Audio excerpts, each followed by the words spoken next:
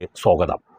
Thiruvananthapuram Nanthancode base കോമ്പൗണ്ടിൽ സ്വന്തം മാതാവിനെയും പിതാവിനെയും സഹോദരിയെയും സഹായിയായ ഒരു ബന്ധുവിനെയും കൊലപ്പെടുത്തിയ കേഡൽ രാജയെക്കുറിച്ചിട്ടുള്ള വിവരം നേരത്തെയുള്ള എപ്പിസോഡിൽ പറഞ്ഞിരുന്നു. നിങ്ങൾ ഓർക്കുന്നുണ്ടാവും. കേരളത്തിലെ പിടിച്ചുകുലുക്കിയ ഒരു പ്രധാനപ്പെട്ട കൊലപാതകമായിരുന്നു അവിടെ നടന്നത്. വെറും 26-കാരനായ കേഡൽ ജിൻസൺ രാജയാണ് ഈ കൊലപാതകങ്ങളെല്ലാം നടത്തിയത് വിചിത്രമായ രീതിയിലായിരുന്നു. കോടാലി കൊണ്ട് അവരുടെയൊക്കെ പിൻവശത്ത് അടിച്ച് ഓരോരുത്തരെയായി സ്വന്തം മുറിയിലേക്ക് വിളിച്ചു വരുത്തിയാണ് കേഡൽ രാജ ഇത് ചെയ്തത്. താൻ കമ്പ്യൂട്ടറിൽ ഒരു പുതിയ പ്രോഗ്രാം ചെയ്തിട്ടുണ്ടെന്നും അത് കാണാൻ വേണ്ടിയാണെന്നും പറഞ്ഞാണ് ആദ്യം അമ്മയെ മുറിക്കുള്ളിലേക്ക് വിളിച്ചു കൊണ്ടുപോയി തലക്കടിച്ച് കൊലപ്പെടുത്തിയത്. തിരിച്ചു വന്ന് ഈ പിതാവിനോടും സഹോദരിയോടും ഒപ്പമിരുന്ന് ഭക്ഷണം കഴിക്കുകയും ചെയ്തു. തുടർന്ന് ആദ്യം പിതാവിനെ വിളിച്ചു കൊണ്ടുപോയി ഇതുപോലെ കാര്യം പറഞ്ഞ് അടിച്ചു കൊന്നു. പിന്നീട് സഹോദരിയെ കൊന്നു. ഒരു ദിവസം കഴിഞ്ഞതിന് ശേഷമാണ് വീട്ടിൽ സഹായിയായി എത്തിയ അധികം കാഴ്ചശക്തി ഇല്ലാത്ത സ്ത്രീയെ കൂടി ഈ കേഡൽ ജിൻസൺ രാജ കൊലപ്പെടുത്തിയത്. ഇയാൾ പോലീസിനോട് പറഞ്ഞത് തനിക്ക് ആസ്ട്രൽ പ്രൊജക്ഷൻസ്, അതായത് മരണപ്പെട്ട ആത്മാവുകളുമായി സംഭാഷണം നടത്താൻ കഴിയും, അവരെ ഈ സ്വർഗത്തിലേക്ക് പറഞ്ഞയക്കുന്ന പ്രക്രിയ എങ്ങനെയാണെന്ന് മനസ്സിലാക്കാൻ വേണ്ടിയാണ് താൻ ഇവരെയെല്ലാം കൊലപ്പെടുത്തിയത് എന്നുള്ളതാണ്. ഈ കൊലപാതകം നടത്തുന്നതിന് വേണ്ടിയുള്ള എല്ലാ ആയുധങ്ങളും അയാൾ സംഘടിപ്പിച്ചത് ഓൺലൈൻ വഴി ആയിരുന്നു. മുറിയിൽ അടച്ച് ഇരുന്നു കൊണ്ട് മാത്രം ജീവിച്ച കഴിഞ്ഞ എത്രയോ നാളുകളായി ഒരു വ്യക്തിയായിരുന്നു ഈ കേഡൽ ജിൻസൺ രാജ. പഠിക്കുന്നതിന് വേണ്ടി വിദേശത്ത് ആസ്ട്രേലിയ ഉൾപ്പെടെയുള്ള സ്ഥലത്ത് എഞ്ചിനീയറിങ്ങിനും മെഡിസിനുമൊക്കെയായി മാറി മാതാപിതാക്കൾ ഇയാളെ അയച്ചെങ്കിലും ഒരിടത്തും പഠനം പൂർത്തിയാകാതെയാണ് അയാൾ തിരിച്ചു വന്നത്. അതിന് അയാൾ പറഞ്ഞ ന്യായം അവിടത്തെയുള്ള ജീവിത അവസ്ഥയൊന്നും നമ്മളെപ്പോലുള്ള വിശ്വാസികൾക്ക് ചേർന്നതല്ല എന്നുള്ളതാണ്.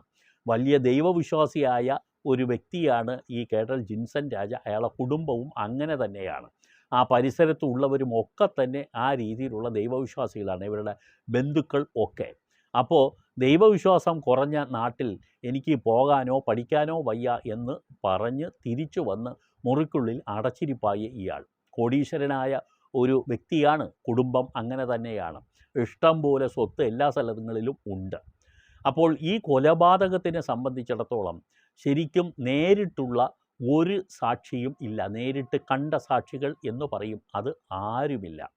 മറിച്ച് സാഹചര്യ തെളിവുകളും ശാസ്ത്രീയ തെളിവുകളും ഒക്കെ അടിസ്ഥാനപ്പെടുത്തിയാണ് ഈ മനുഷ്യൻ തന്നെയാണ് കൊലപാതകങ്ങൾ നടത്തിയത് എന്ന് പോലീസ് സ്ഥിരീകരിക്കുകയും ചെന്നൈയിൽ നിന്നും ഇവിടെ നിന്നും ചെന്നൈയിലേക്ക് ഒളിച്ചോടിപ്പോയ ഈ കേഡൽ രാജയെ തിരിച്ച് തിരുവനന്തപുരത്തേക്ക് വിളിച്ചു വരുത്തി റെയിൽവേ സ്റ്റേഷൻ പരിസരത്ത് വെച്ച് അറസ്റ്റ് ചെയ്യുകയും ചെയ്തത്.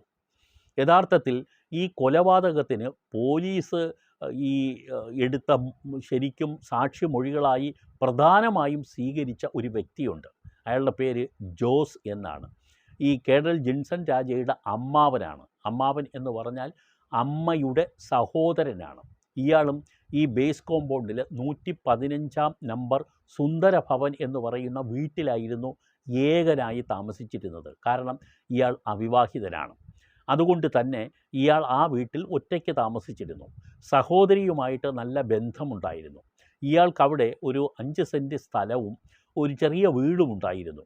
അത് സഹോദരിക്ക് എഴുതി കൊടുത്തു. കരാർ എന്ന് പറഞ്ഞാൽ മാസം തോറും 50,000 രൂപ എനിക്ക് ചെലവിന് വേണ്ടി തരണം എന്നുള്ളതാണ്. ഇങ്ങനെ എഴുതി കൊടുത്തു. ചെലവിന് കൊടുക്കുകയും ചെയ്ത ഒരു മാസം കഴിഞ്ഞപ്പോഴാണ് കേഡൽ ജിൻസൺ രാജ ഈ മാതാപിതാക്കളെയെല്ലാം കൊന്ന് തള്ളിയത്. തുടർന്ന് ഇയാൾക്ക് പൈസയൊന്നും കിട്ടാതെ ആവുകയും ചെയ്തു. ഈ കേഡൽ ജിൻസൺ രാജ ജയിലിലായപ്പോൾ പലവട്ടം പോയി കണ്ടിട്ട് എനിക്ക് ആ സ്ഥലം തിരിച്ചെഴുതി തരണം, നീയാണല്ലോ അവകാശി എന്ന് പറഞ്ഞെങ്കിലും കേഡൽ ജിൻസൺ രാജ അമ്മാവനെ ഓടിച്ചു വിടുകയാണ് ചെയ്തത്. യഥാർത്ഥത്തിൽ കേഡൽ ജിൻസൺ രാജയുടെ കൊലപാതകം ബോധ്യപ്പെട്ട കോടതി അയാൾക്ക് ജീവപര്യന്തം ശിക്ഷ വിധിച്ചത് കഴിഞ്ഞ മെയ് 13-നാണ്.